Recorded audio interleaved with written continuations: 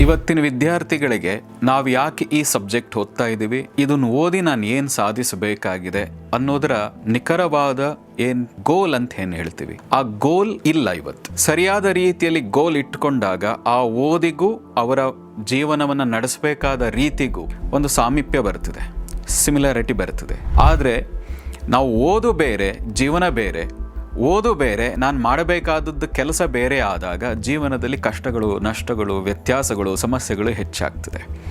ಹಾಗಾಗಿ ವಿದ್ಯಾರ್ಥಿ ಆಗಿದ್ದಾಗಲೇ ನಾನು ಏನು ಮಾಡಬೇಕಾಗಿದೆ, ಏನು ಆಗಬೇಕಾಗಿದೆ ಅಲ್ಲ, ನಾನು ಏನು ಮಾಡಬೇಕಾಗಿದೆ, ಏನನ್ನು ಸಾಧಿಸಬೇಕಾಗಿದೆ ಅನ್ನುವ ಸ್ಪಷ್ಟತೆ ಬಂದರೆ ಅವನು ತನ್ನ ಜೀವನದಲ್ಲಿ ಆ ಗುರಿಯ ಕಡೆಗೆ ಈಗಿನಿಂದನೇ ತನ್ನನ್ನು ತಾನು ಪ್ರಿಪೇರ್ ಮಾಡ್ಕೊಳ್ಳೋದಕ್ಕೆ ಸಾಧ್ಯ ಆಗ್ತದೆ.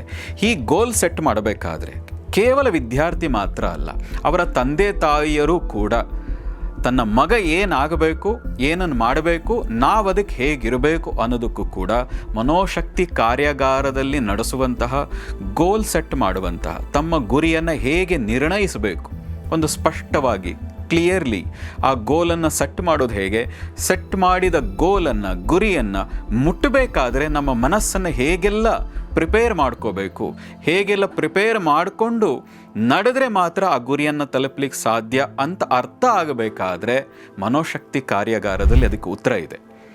ಯಾವಾಗ ಆ ಉತ್ತರ ನಿಮಗೆ ಸಿಗ್ತಾ ಹೋಗ್ತದೆ, ಅಲ್ಲಿ ಕಲಿಸುವಂಥ ವಿಧಾನಗಳನ್ನು ನಿಮ್ಮ ಜೀವನದಲ್ಲಿ ಅಳವಡಿಸ್ಕೊಳ್ತಾ ಹೋಗ್ತೀರಿ. ಆ ಅಳವಡಿಸ್ಕೊಳ್ತಾ ಹೋದಾಗ ನಿಮ್ಮ ಗುರಿ ಏನಿದೆ ಅಲ್ಲಿ ಸ್ಪಷ್ಟತೆ ಬರ್ತದೆ. ಆ ಗುರಿಯನ್ನು ಮುಟ್ಟಿ ಇನ್ನೂ ಅದ್ಭುತವಾಗಿ ಜೀವನವನ್ನು ಕಟ್ಟಿಕೊಳ್ಳಿಕ್ಕೆ ಈ ಮನೋಶಕ್ತಿ ಕಾರ್ಯಾಗಾರದಲ್ಲಿ ಕಲಿಸುವಂತಹ ಎಲ್ಲ ವಿಧಾನಗಳು ಕೂಡ ನಿಮ್ಮ ಜೀವನವನ್ನು ಇನ್ನೂ ಅದ್ಭುತವಾಗಿ, ಉತ್ತಮವಾಗಿ ಕಟ್ಟಿಕೊಳ್ಳಿಕ್ಕೆ ಸಹಾಯ ಆಗುವ ರೀತಿಯಲ್ಲೇ ಡಿಸೈನ್ ಮಾಡಿರುವಂಥದ್ದು.